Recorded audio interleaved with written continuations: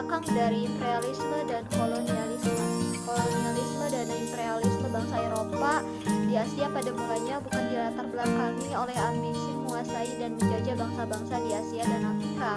Tujuan utama mereka adalah untuk berdagang. Dengan membeli rempah-rempah yang langka di pasar Eropa, masa penjelajahan bangsa Eropa ke Asia dan Afrika berlangsung sekitar abad ke-15 sampai abad ke-16 yang sering dinamakan dengan The Age of Discovery dalam sejarah Eropa.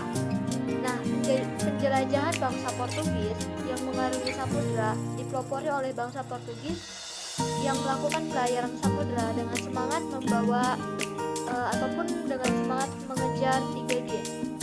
Jadi 3G itu gold, glory, dan gospel.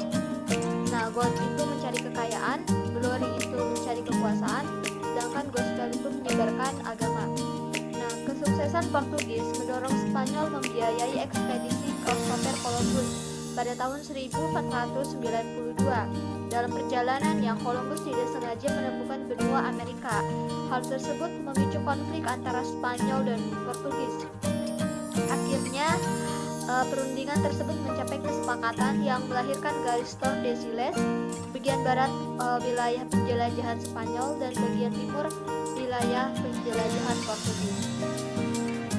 Nah, setelah melihat keberhasilan dari bangsa Portugis dan Spanyol menemukan jalan baru menuju kawasan Asia, bangsa Eropa lainnya seperti Inggris dan Belanda kemudian berlomba-lomba menyelenggarakan penjelajahan ke benua-benua. Faktor tersebut disebabkan oleh Konstantinopel dikuasai Turki Utsmani pada tahun 1453 saat kebijakan politik yang mempersulit pedagang Eropa. Akibatnya, salah satu akses ke Asia melalui darat terputus. Lalu lintas perdagangan rempah-rempah dan produk-produk khas lain dari Asia seperti gading dan batu mulia turun drastis. Hal tersebut mempengaruhi ekonomi Eropa. Nah, oleh karena itu, bangsa Eropa dipelopori oleh Portugis berusaha keras mencari sumber dan rute baru untuk mendapatkan rempah-rempah. Nah, berkembangnya teknologi pelayaran, bangsa Eropa yang pertama menggunakan demonstrasi salib selatan pada abad ke-15, bangsa Portugis di bawah Henry Sang Navigator juga mengembangkan kapal penjelajah samudera yang dikenal dengan karavel. Nah, kapal jenis ini mampu mengarungi samudera dan faktor terakhir yaitu berkembangnya merkantilisme di Eropa. Baik,